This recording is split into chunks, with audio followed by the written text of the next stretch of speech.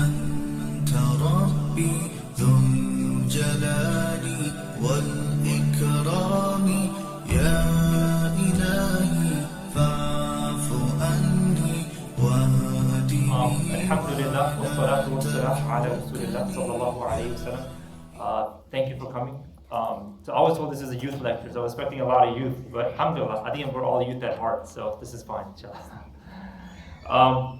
But it's a general topic, so it applies to everyone, so I think we can all relate to it. And the particular spiritual disease that I'm talking about, al-Hasad, it impacts everyone, small, large, young, or old, so it's applicable everywhere. So, let me begin with the hadith of the Prophet ﷺ. He said, beware, there is a piece of flesh in the body. If it becomes good, the whole body becomes good. But if it gets spoiled, the whole body gets spoiled, and that is the heart. I think we all know this hadith, right? It's very popular, very much articulated and narrated across different masjids and lectures.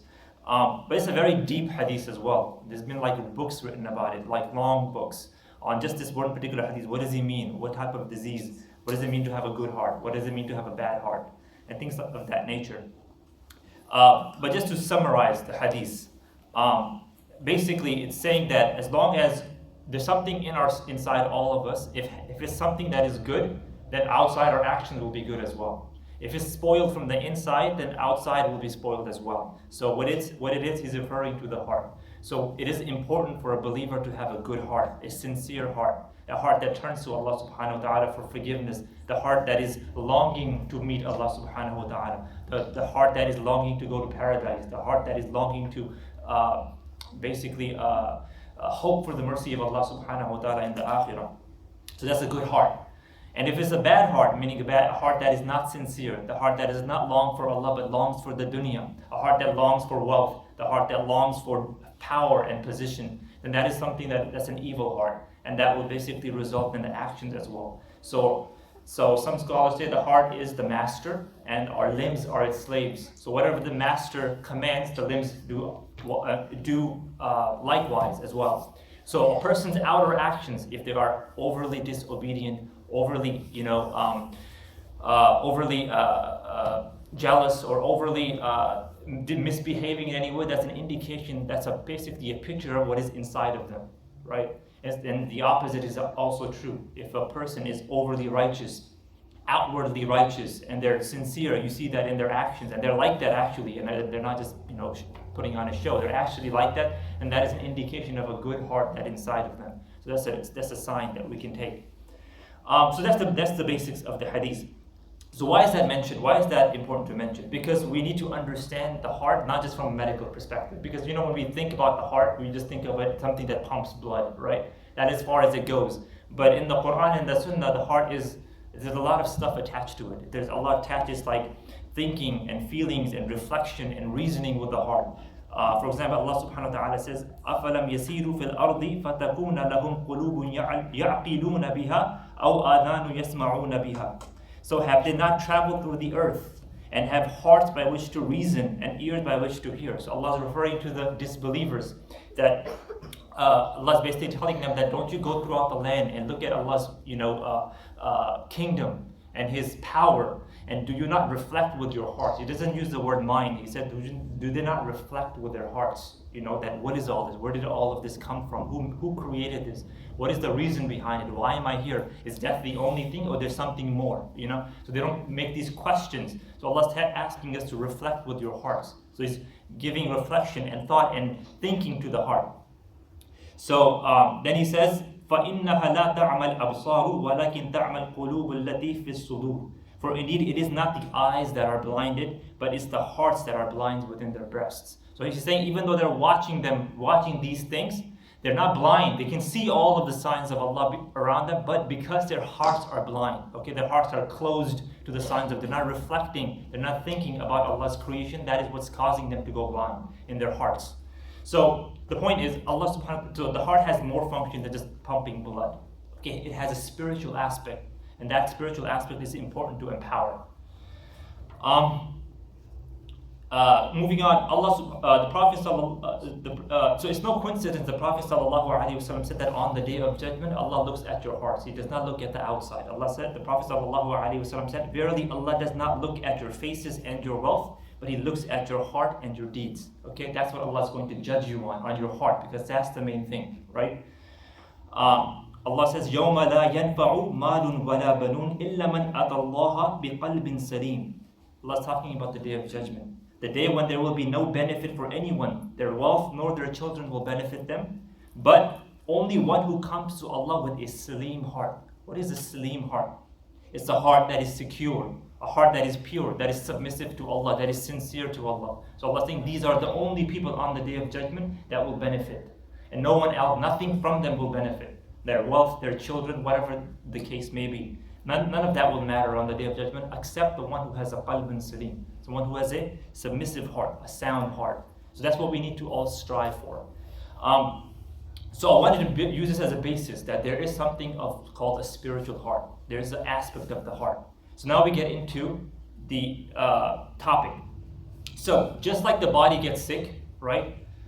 Physically our bodies get sick, physically our hearts get sick. In the same way, spiritually our hearts get sick as well. Spiritually we get weak, right? So just as when something physically happens to our body, we have to take care of it, right? We have to try to cure it. We have to give it medicine, right? Or we have to strengthen it to bring it back to health. Same thing, when our spiritual hearts goes weak, okay? Or it goes, or it starts to weaken, or it starts to, or needs healing. We need to correct it. We need to heal it. We need to give it medicine. And what is that medicine?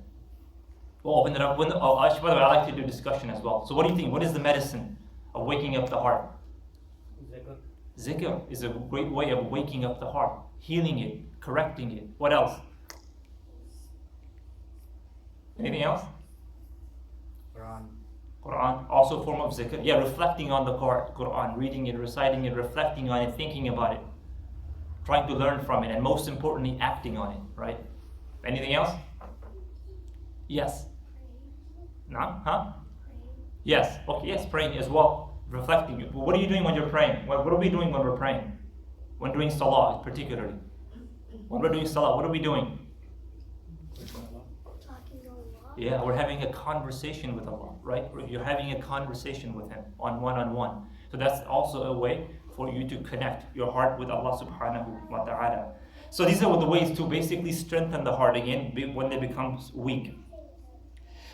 So there are many diseases of the heart. There are a lot of diseases of the heart. But one of the greatest one, and the one that impacts many people, is called al-hasad. Okay? It's hasad. Hasad is one of the most dangerous of spiritual diseases. And it's very widespread among the people and has a very negative impact on our actions and our relationship with Allah subhanahu wa ta'ala as well. And it corrupts the heart and it weakens it, okay? Al-hasad. What is al-hasad? What do you think? Let's take some guesses. Yes?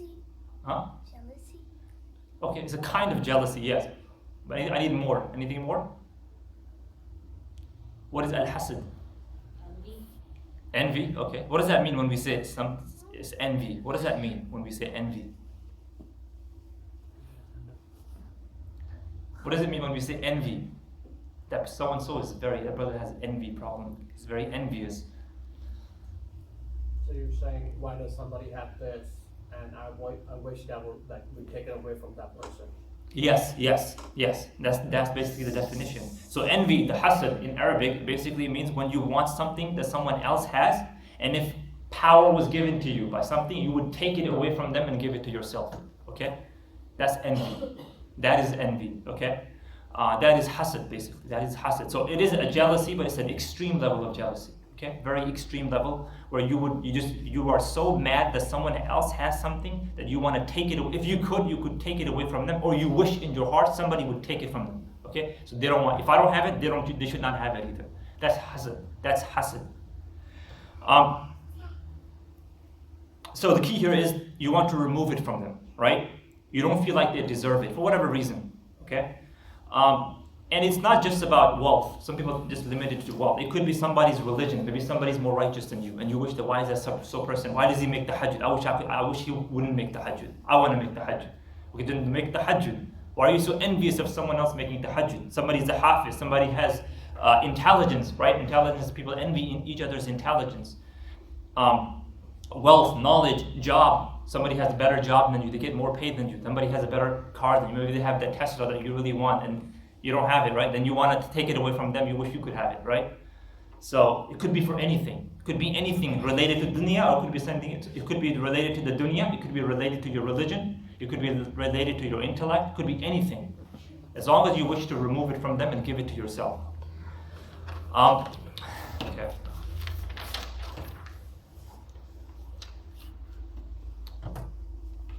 Now, one of the worst reasons, this is one of the worst diseases, is because when a person envies, when they have this attitude about someone, they're basically saying that they are displeased with the decision of Allah, right? Why would we say that? Why would we say that? The envy has somebody who is suffering from hasad, they are displeased with the decree of Allah subhanahu wa ta'ala. Why would we say that? What do you think? Because Allah gave them and not me. Yeah, because Allah is the source, right? He's the source of everything. He's the one who gave them or her that thing, right? So so you're basically saying subconsciously, not maybe consciously, maybe not directly, indirectly, subconsciously, you are saying that why does this person have something? You are basically saying that why did Allah give that person that thing? Why didn't He give it to me? Okay, so you are questioning the wisdom of Allah subhanahu wa ta'ala. Okay? You are questioning the wisdom, and that is why envy, hasad, is so dangerous. Okay, because Allah is the one who decided to give that person more wealth. Allah is the one who decided to give that person more intelligence than you, to give them more righteousness than you, to give them more, give them a better job than you, give them a better car than you, whatever the case. Maybe even a better basketball skills than you. Okay, whatever it is. But the point is, Allah is the one who gave it to them. So who are we to decide that why did he get that thing, why he didn't? So this is why envy is so dangerous. And this is why the Prophet ﷺ said, be careful of hasad, because it eats up your good deeds like fire eats up grass. So he said, like fire eats up firewood. Okay, because when you have hasad, you're suffering so much. You have all these bad feelings inside you that you are willing to do whatever it takes to take it away from that person. You're questioning the wisdom of Allah subhanahu wa ta'ala. If you can harm that person, you would do so if you had the ability. Right? So it's just sucking up your good deeds. Some scholars, they said that hasad was the first sin that was committed in the heavens and in the earth. Do you think why? Do you know? Anyone know why? What's the first sin? Yes. Like when Adam was made. Yes. Yes, he's close. Anyone want to finish it? What happened after that? Yes. Because he was made of clay and Shaitan was made of fire.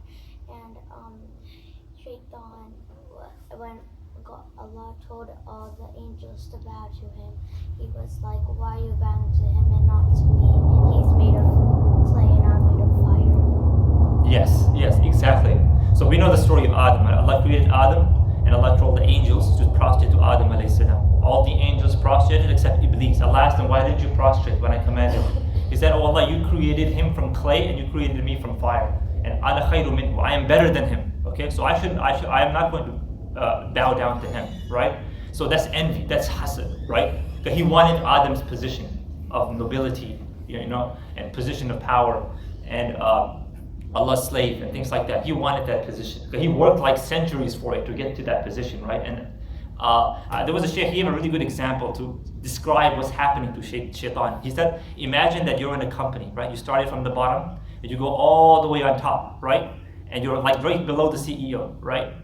And there's this position open right below the CEO, and you've been working there for 10 years, and this new kid comes out of the block, and your CEO says, oh, by the way, I'm going to give him the position, and he doesn't have the experience, he doesn't have the knowledge, you have it more, but it's just been given to you. And how pissed off would you be, right? Like, naturally you would be like, I worked my butt off for the past 10, 15 years to get to this position. This is like a fresh kid right out of college, and you're giving him my position. He doesn't know as much as I do, he doesn't have much experience, right?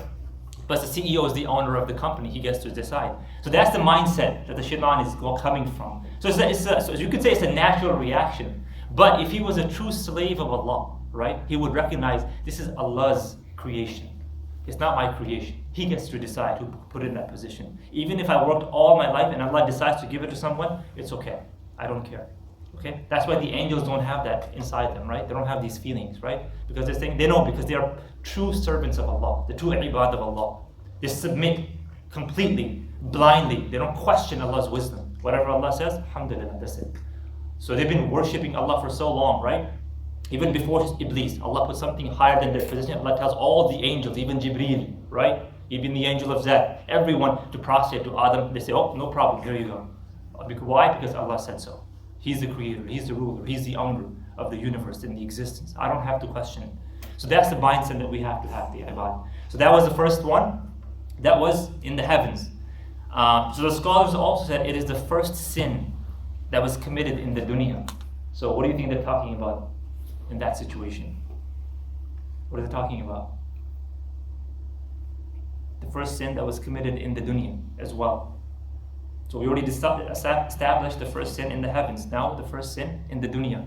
So what do you think they're talking about?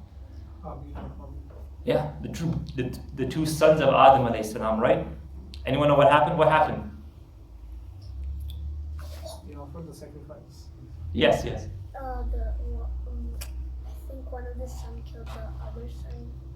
Yes. Why? Why did he kill him? Because the other one had more stuff, and the other one so jealous. There was envy. What was the envy over? So one jealous was envious of the other. But what was he envious over? His brother's sacrifice was accepted by Allah, but not his. Yes. So they both sacrificed. The story is that Adam had he had daughters, right? And at that time, kids would be born in twins, right? They would be born into, because we need to populate the planet. So there was only Adam alayhi salam and his wife Hawa, right? Or our mother Hawa. So children would be born in twins, one boy, one girl. And the girl from the first twin would marry the second twin, basically. They wouldn't marry each other. So what happened was, in this situation, one of the brothers' sister that was born with him, she was prettier than the other one. So he wanted to marry the one that he was born with, not the other one. And they got basically, so Adam said, okay, both of you offer a sacrifice to Allah subhanahu wa ta'ala, and whoever sacrifice is accepted will marry the other one, okay? I'll marry that one. So they both went out, right? And then they both offered a sacrifice. And one of the brothers was accepted, and the other's one was rejected, okay? And so the one who was rejected, he got jealous, he got envious, right? He became very jealous. Why did Allah accept his and not mine? Okay, I deserve her. He shouldn't deserve her. Blah blah blah. This and that. And so he killed him. Okay, so that's the whole story basically. So, but the root cause was what? Envy, right? Why did he get that and not me? I wanted it. I deserve it. That's the problem. That's the root of the problem, right? So that's why the scholars say the first sin that was committed in the heavens and the earth was envy. Okay. The Prophet ﷺ also said, don't cut off relationship with kin. Don't bear enmity, hasad against one another. Don't bear aversion against one another, and don't feel envy against the other, and live as fellow brothers as Allah has commanded you. So it's a command of the Prophet ﷺ as well. And hasad is so dangerous that in one surah, in Surah Al-Falaq, Allah has a particular verse. Okay, وَمِن شَرِّ حَاسِدٍ إِذَا حَسَدٍ. Allah asks us to take refuge by people who do hasad. Okay, Allah tells us, He's telling His slaves in the dua that وَمِن شَرِّ حَاسِدٍ, that ask Allah to take refuge from a person who does hasad. Okay, you want to even, Allah is saying to even take refuge from them because these are evil people. Now, we get to the causes. What causes envy? So what do you think? What causes people to be envy? So now we get to the causes, the symptoms, the cures. What do you think causes people to be envy? Yes? Well, other people having better stuff. Okay, some people, because other people have better stuff than them, or superior stuff than them. Okay, anything else? What causes people to be envious of each other? Lack of gratitude. Yeah, lack of gratitude as well. Anything else? Also, You know, some people when they go to other people's houses, they always have other people. They always have their eyes on other people's possessions. You know, people have this problem. Whenever they go somewhere, they always want to compare themselves, right? So they're always looking at what do they have? What do they have? What's the new car they have? What's the newest TV that they have? What's the newest house that they got? And they're always, that's the only thing that is always on their mind, okay? So when you have that type of attitude and that type of mindset, then you are more likely to be envious of each other, okay? Because it's going to cause that disease to come into you. And there have been stories of people who go into people's houses and they go through their drawers and stuff like that to see what they have, okay? Because they want to compare themselves. They're always in this mode, right, of comparison. And what the sister said as well, displeased with the situation that Allah has given them, right? So people are basically, they don't realize what Allah has actually given them. They're always so focused on what Allah has given other people that they don't realize what Allah has actually given them. So they forget the blessings that they have, okay? And this is why the Prophet ﷺ encouraged us to look at those who are below us. Don't look at, when it comes to the dunya, look at those who are below us. Don't look at those who are above you, okay? Because that will cause you to be basically put down the blessings of Allah, okay? Look down on the blessings of Allah in your life, right? Another one is always people who have this, people who are always trying to get other people's attention and their love from other people, right? They're also develop the disease of envy in their heart, okay? Especially now with the social media culture, people are obsessed with likes, right? They post something and they're like checking how many people liked my comment, how many people commented on it, how many people loved it, right? They're so obsessed with it, right? Or did my thing go viral or not, right? Because they're so obsessed with it. Because why? Because they want attention, they want love, they want acceptance from people, and they're so obsessed over it. And that causes people to get envious. Because what this does is, then they find someone else who's more eloquent than them, okay? And their posts are more popular than them, right? Then they become envious. Well, I posted the same thing a month before. Why did his get popular, not mine, right? That's the mindset they start to build. And that's the problem. So now they build envy because of it. People who have low self-esteem, okay? Also, they grow envious. Okay, they look at other people who are more confident than them, more successful than them, are able to put themselves out a little bit more, they become envious as well. So having low self-confidence causes people to become envious as well. Okay, now talk about some of the symptoms. So now we have the causes, some of the symptoms. What are the symptoms? What do I mean when I say symptoms, by the way? What does that mean when I say symptoms? Symptoms of envy. How does this displays on the action of the person? Are you a doctor? Are you a doctor? Yes. Okay, there you go. Yes, so basically, so symptom basically means these are like signs that you might have this problem, okay? So I'm gonna go through them. There are a lot, but I'll mention 4. So see if you have this problem, okay? If you have, so it might be a sign that you might have some sort of envy.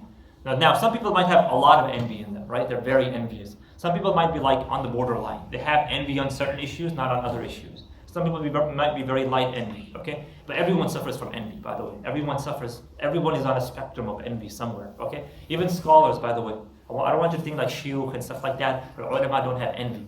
I've seen it with my own eyes. Students of knowledge, Islamic studies, shuyukh, scholars, ulama, they have envy against each other as well. Like, why is his book better than mine? Why is his book more popular than mine?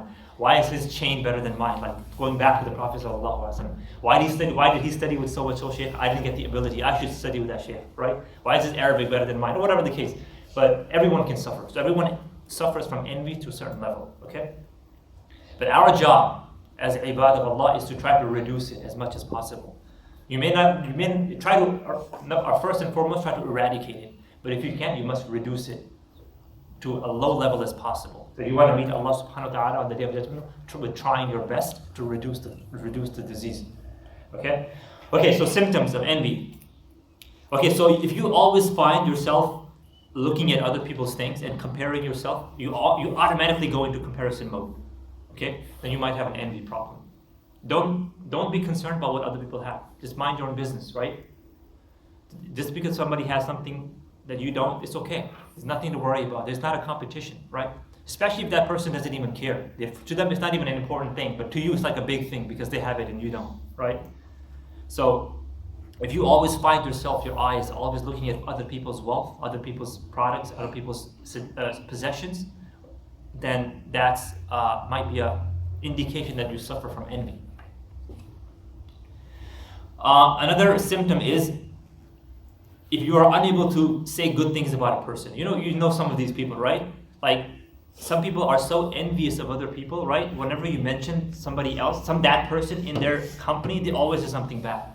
Like you say, oh, mashallah, he did such and such. Oh, it's not the big a deal. I heard he broke it. I heard he doesn't even know how to use it. Why is that comment important? Why do you have to mention that? Like whenever you mention that person, they bring something negative about that person, just to bring them down. Because in their eyes, they want to bring them down because they're envious of them. So they can't let anything good be said about them. They want to put them down. Because why? It makes them feel better. It makes them feel better.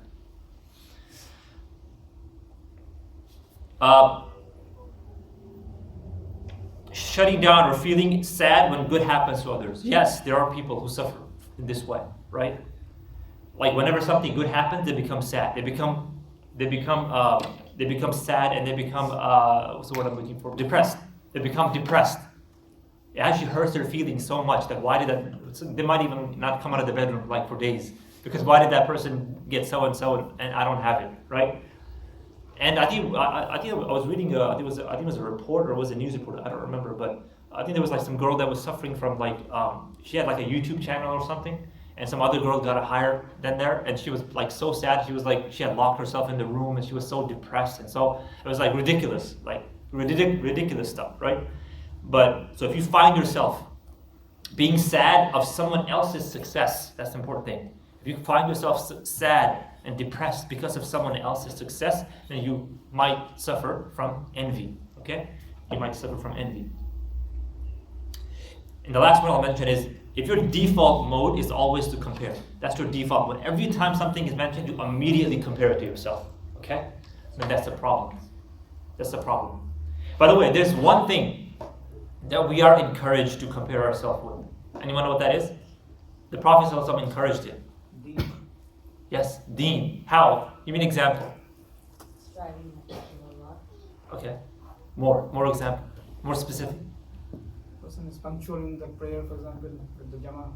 Yeah. Okay, that's one example, right? Somebody who prays Jama'ah, maybe there's a brother who's prays Jama'ah in the masjid, right? Particularly Isha and Fajr, right? And that's something, and you don't do it, right? And you desire the same thing, okay? Any other examples? Quran. No? Quran. Yeah, Quran. Somebody who recites beautifully, for example, or they're a hafiz of the Quran. Yes, you want to say something? Okay. Anything else? One more example. Just knowledge. Knowledge. Somebody has more knowledge than you. Sadaqah. Sadaqah. Somebody who gives sadaqah more than you, right? So why would the Prophet in this case encourage it? That this type of thing you can be jealous about. You should desire to be jealous for. Why? To encourage. To make yourself better. Yeah, because you're basically to encourage yourself, to motivate yourself to be good. Okay? So in those situations, when things are good, especially when things that bring you closer to Allah, then we should be jealous. MashaAllah, that brother is a hafiz of the Quran. I wish I was a hafiz as well. Okay? MashaAllah, that brother is rich and he gives a lot of wealth in the path of Allah. I wish I was rich so I could also give a lot in the path of Allah. Like, some people you hear, they put down $50,000 like it's nothing. It's like chump change for them. I remember I went to a care fundraiser. This brother put down $100,000 like a big doctor. He had put down $100,000 like it was pennies. It was nothing to him, $100,000. So, so when people give for good causes, or they give for the propagation of Islam, or come closer to Allah subhanahu wa ta'ala, then those things we should be jealous about. Why? Not that they should be taken away from them, that I wish I had it so I could do it as well. With that mentality.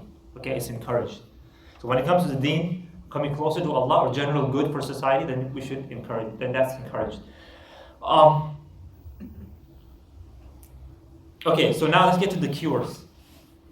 So let's talk about cures. So how can you cure? So let's say, we all suffer from envy to a certain extent. So how can we cure ourselves from envy? How can we cure ourselves? Off to Facebook. Okay, deactivate your Facebook. Okay, anything else? By the way, for some people, that might be the solution.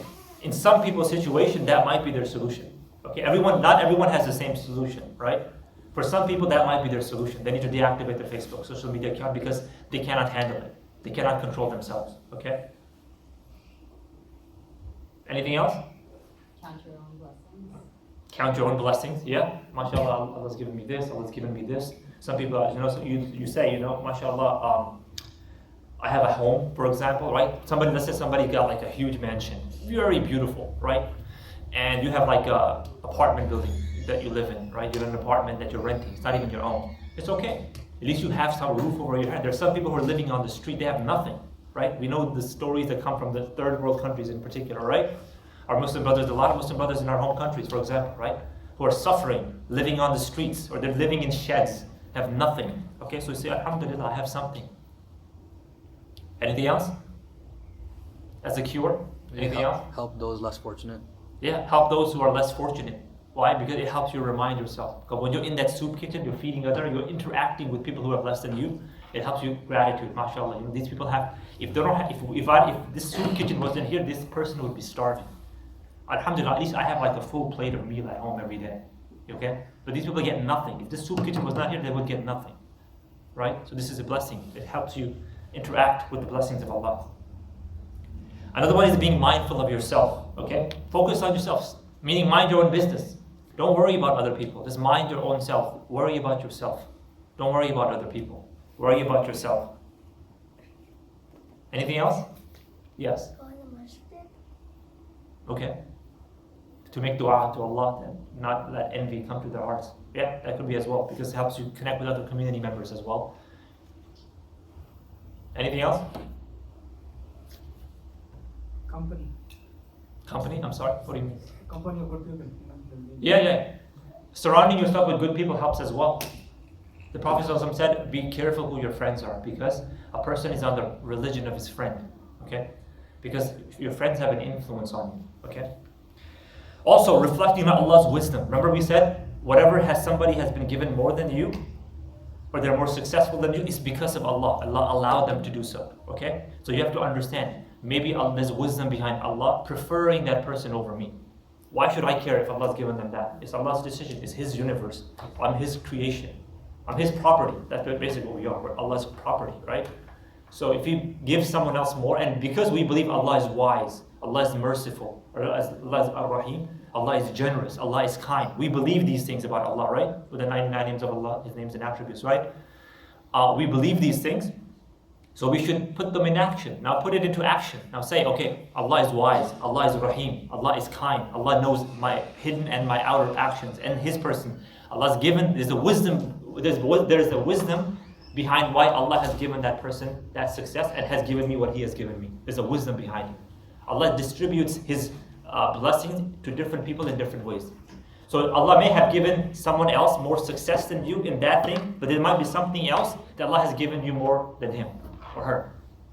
Okay? So Allah has not given everything equally. Okay? He's distributed. Even when we go to paradise, think about that. Even when we go to Jannah, Allah doesn't give everything evenly.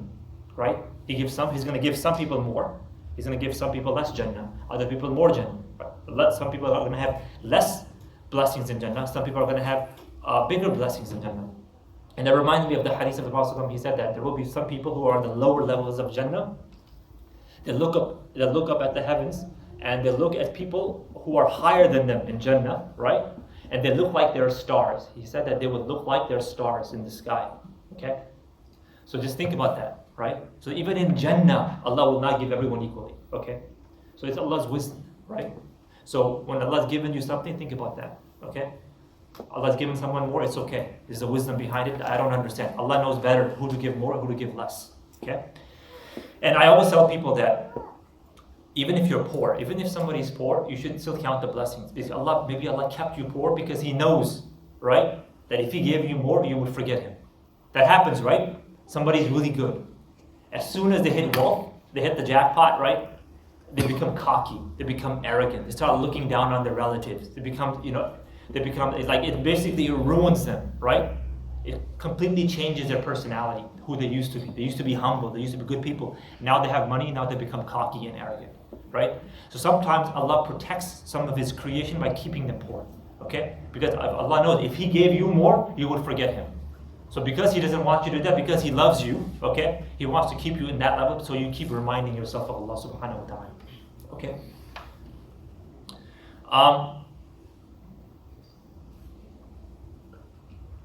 Another one is to stand directly in opposition of your envy. So like when you catch yourself being envious, say, you know what, that's not okay. That's not an okay feeling. I should not feel like that. Why did I feel like that? You have to call yourself out. You have to constantly self-evaluate, right? You have to self-evaluate yourself every day, every action. Why did I do this? Why did I do that? Okay, that was not okay. I shouldn't have done that. I shouldn't have said that. So when you feel like, why am I being sad about somebody else's success? What's happening? Okay? Why am I feeling this way? So you have to self-evaluate and correct your problem. So you cannot correct a problem if you don't first admit you have a problem, right? That's the normal saying that we hear among psychologists, right? First you have to admit you have a problem, okay? So that's another thing. You have to call yourself out. I'll give you two more cures for envy. Number one, realize that when you're being envious of other people, you're only harming yourself. This is a very wise statement. They said being envious of someone is like drinking poison yourself and expecting someone else to die. Isn't that like, it's very wise, right? Like that's exactly what's happening, right? You're uttering in so much envy against this other person, right? It's not impacting them anyway. They don't even know. They're just living in their own success and they're okay. They're living their life. And you're sitting in your corner of your house. You're so envious, so jealous, and you're so full of hate towards them. But it's not impacting them anyway. You're just hurting yourself. You're getting depressed. You're having mental issues. You're having emotional issues because of it, right? So you're just hurting yourself, okay? So realize that envy only brings harm to yourself. It doesn't harm the other person. And the last cure I'll mention is do something that will benefit the one you're envying, okay? And one of the most powerful things you can do is make dua for them. Go be alone by yourself. That person you just feel jealous about, go be alone, just be you and Allah subhanahu wa ta'ala and make dua for him. Oh, Allah bless him more.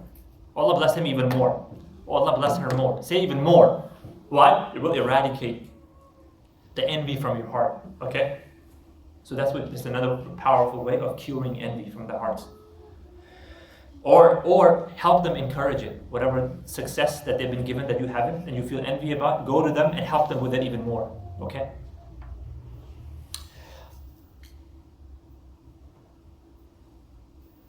In the last section that I had here is that how to protect yourself from being envied. So what do you think? How can we stop? We talked about the person who's envying. So now how do we protect ourselves from being envied by other people? What do you think? Ask Allah's protection. Yeah, that's one. Allah's protection. Ask Allah's protection. Not post about our blessings. Yeah. So that's another one. That's the first one I had actually. To hide your blessings of Allah. You don't have to share everything with the world, okay? Why do you have to share everything that you have, right? Not everyone needs to know everything that's going on in your life. Some people, every time they have any amount of success, they want to publish it to the world, especially now with social media, right? Okay, obviously that's going to attract people's attention, right? And people are going to get envious about it. Because actually, but there will definitely be people who get envious about it, okay? Especially if they've not been given especially if they desire it for themselves and they don't have it, okay? They will definitely. So you don't have to post everything. You don't have to share everything. You can keep things to yourself. Allah bless you with something, just keep it hidden to yourself. You don't need to share it. Now, if it's a type of blessing that cannot be hidden, like you're buying a new house, you're buying a new car, you're buying a new clothes, for example, okay? It cannot be hidden. Or your position in the company has been, put in the media. Everyone knows you're the CEO of Google now, or whatever, okay? Or president. Okay, so what do you do in that case? What should you do in that? Huh? So it's a blessing that you cannot hide. There's no way you can hide it. So what do you do now? Just be as humble as possible. Yeah, that's it. That's basically it. Try to be humble with it. Try your best to be humble with it as possible. Try to do good with it. Allah gives you a new car, like the Tesla, right? And you maybe got it just for, because you don't want to pay gas. Okay, right? That's the only way you got it. That's the only reason you got it. But somebody else wants it for themselves because it looks good, and it's because it's the hip thing out. Everybody wants it. They want it, right? So okay, then go to the masjid with it. Help the masjid with it, right? Go to lectures with it. Go to Islamic classes for it. Help the poor with it. Use it in the obedience of Allah. Use it in the obedience of Allah. Use it in a good way. So that's what you do with blessings. You have a new house, as a mansion, mashallah, because you could afford it. You have a mansion, okay? Invite people to start a halaqah at your house, okay? Do the dars at your house. Invite people to, to come and eat and stuff like that. But you basically use it in a way that pleases Allah subhanahu wa ta'ala. Also, another thing is don't show off with it. Allah blesses you with something, don't show off with it. Okay? So there's a difference between just sharing things. Maybe you're not showing off. Maybe you just want to share it because it's a happiness, right? But somebody's envy, so that's a different thing. But then some people actually do it because they want to show off. It's actually in their heart. They want to show off. They want to put down other people. Okay? So this is also not good. And the other one I had was do zikr, what the brother mentioned earlier, to do zikr. And we have a lot of examples from the Quran and Sunnah. The Prophet ﷺ, we know that the last 3 chapters of the Quran are especially helpful. Every night before you go to sleep, okay, you recite these 3 chapters and you blow on your you blow in your hands, right? You do a light spit. You recite these 3 chapters and then you rub them all over your body. Okay, this was a way the Prophet ﷺ used to do every night before he fell asleep. It helps you protect from envy. Okay, and the general du'as that are mentioned in the Quran and Sunnah, they also help you as well. Because at the end of the day, it is Allah subhanahu wa ta'ala that will protect you, no one else. So that was it. So that I had. I hope. Did I go over? Was it 1 hour? Okay. Was there any questions, comments, feedback? Okay. So I was very clear, mashallah. Okay. Yes. In Jannah, is there human feelings will also go there, so the envy that we have in this world then also gets transported there as well? Or? That's a good question. Yeah. Yes, in Jannah we will have emotions. Yeah, but all the evil, all the bad emotions will be taken out. They'll be extracted. Like there's a verse in the Quran. Allah says that when people go to Jannah, He will extract from their hearts, from their breasts, all the evil, the ghil. Okay, the extraction, all the evil stuff from their hearts, and they will be like brothers. Okay, so there will be emotions there, but there will only be good emotions. All the evil emotions or the negative emotions, they will be taken away. So no one will be envious. So when the Prophet talks about those people who are in Jannah, who are higher than, they won't be looking down on, like, I wish I was there. No, they'll be like, oh, mashallah, but hey, I have a lot to do with it. It's like that type of stuff. But it'll be from our eyes, from that perspective, that's how it would look like. So yes, there will be emotions, but it'll be only good, healthy emotions, not negative, unhealthy emotions. Anything else? Are there any specific laws for, I know like against envy there are ruqya and stuff, but what about like to protect yourself from feeling envious? I believe there are some du'as in Hisnul Muslim. I believe there are. I think there are. I can't remember at the moment. I think there are. But look into Hisnul Muslim. I think there are some du'as in there about being envious. By the way, when it comes to du'a in general, right, you can make it in your own language, right? We understand that. And I would even argue that when it comes to this type of stuff, make the dua in your own language because you'll be more sincere. So yeah, make dua to Allah. Oh Allah, make me not envious of other people. Okay, make me not be envied for other people. Okay, and make me not envious of other people as well. Right. So you can make that dua for yourself. You can add it. Okay, to yourself as well. Can you mention the book for the people with the dua book? Oh, it's called The Fortress of the Muslim. It's been translated into English. You can buy it. You can find it online. It's all over the internet. There used to be a website about it, makedua.com, but they shut it down. But you can still find it. They're all over the place. And usually every masjid has one. You guys don't have a book? It's probably there. Okay, it's probably one. It's probably in there somewhere. Okay. There's an app as well. Yeah. There's an app for it as well. Yes. Actually, that's the best thing. There's an app for it as well. Okay. You can find a lot. So it's called The Fortress of the Muslim. It's just a book of du'as. That's it. Can you elaborate? Since it's a youth event and that's what we market it as, like the use of social media such as Instagram, Snapchat, and various other apps that are out there. Yeah. In relation to Hasad, and how a simple, it could be innocent, but it could unknowingly be a form of Hasad, unbeknownst to the user or to the person, the individual. It's just like, and elaborate how it connects to the mental health crisis this nation is facing, which the growing levels of depression amongst high school kids and middle school kids, etc., and how it affects their soul and the Islamic perspective on this. So from the aspect of the one who's envying or the one who's envied? Yeah, like just some tips and tricks when we're using these applications and this online, where everyone's connected and we're sharing so much information, how to protect ourselves and how it can lead to devastation to the soul. Maybe I'm trying to force you to say something here. Okay. This is trying to say it. So I think we all understand. Wait, who in here has a social media account? Who in here has a social media account? Or maybe who doesn't have one? Okay, who doesn't have a social media account? Okay. 3 people. So everyone else has a social media. That's good. Maybe you're better off. Please don't join. Please, you're safer. Trust me. Okay. Yeah. So we know that with the rise of social media, a lot of problems have come forward. Okay. And now I think there's a lot of studies being done by psychologists of the mental health issue of social media, how it's causing mental health issues with people, right? Because people are going through things. Because what is social media? Just sharing so much information. You're always tapped into other people's life, right? What is he doing? What are they doing? Sometimes you go to somebody else's, personal Facebook page, or and you like try to go through what they've done in the last 2 months, right? You're just sitting there on the bed going through like whatever they've done, right? This is not a healthy thing to do, okay? You understand? So it causes problems, it causes emotional issues, it causes mental issues, and it causes people to get depressed. So a lot of teens nowadays, because they're obsessed with Instagram and things like that, they're always comparing themselves with other people and saying what they have, what they don't have, and they're always so upset.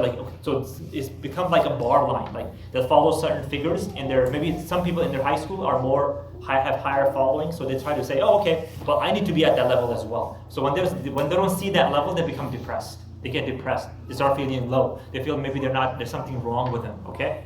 And this is a huge problem, okay? So if you're going to go into social media, first of all, if you have the choice, don't, okay? But if you're already in it, then you need to restrict yourself from it. You need to know, okay, for example, what I did, this is what I did. You can try it for yourself. So, I turned off the notifications for Facebook. So I never get notified. So I decide when I want to get on Facebook or social media. I turned off all the notifications. So I never get a notification when somebody posts something on my comment or something on my post on Facebook. I never get an indication. Because if you're constantly connected, every time somebody posts something, like you're constantly going back, checking who was it, what did they say, what's happening, right? So you're always in that mode, okay? So try to turn off the notification. Don't get notified. Just decide when you want to go, okay? So number 1, restrict your exposure. Number 2, like I said in the lecture, don't always go into compare mode. Why are you comparing yourself? And I would suggest that if you feel yourself that you're envying certain people, right, then you need to turn off their posts. We have that ability in Facebook, right? You can turn off that person's post. Don't see it. Okay, this person is, mashallah, very successful. It's giving me a lot of negative emotions inside me, and I believe it's leading to hasad. I don't want that for myself, okay? So I'm gonna turn off this person completely, okay? So hide all notifications from this person so you never see them on your screen again. That's the way you can protect yourself, right? If you're gonna use it, right? So these are some tips you can use. There's others as well, but those are the main ones that I can think of right now. If you have some more, let me know. But those are the ones that I'm aware of that you can use to basically help yourself not become envious of other people. So it doesn't lead to that mental health issue that the brother was talking about and things like that. Use your time in the better activities, So yeah, just like with everything else, like you can do whatever you want, but just don't be excessive. So if you become, same thing with social media, if you become excessive with it, you become obsessed with it, then it's a problem, okay? It's a problem for your spiritual health and your mental health. It's a problem for both. And like I said earlier, even students of knowledge suffer from it, okay? Even religious students of knowledge, they suffer from this. Anything else? Okay, Jazakallah khair. Thank you for coming. Assalamu alaikum. Subhanakallahumma wa bihamdika. Nashhadu an la ilaha illa anta astaghfiruka wa atubu ilayk.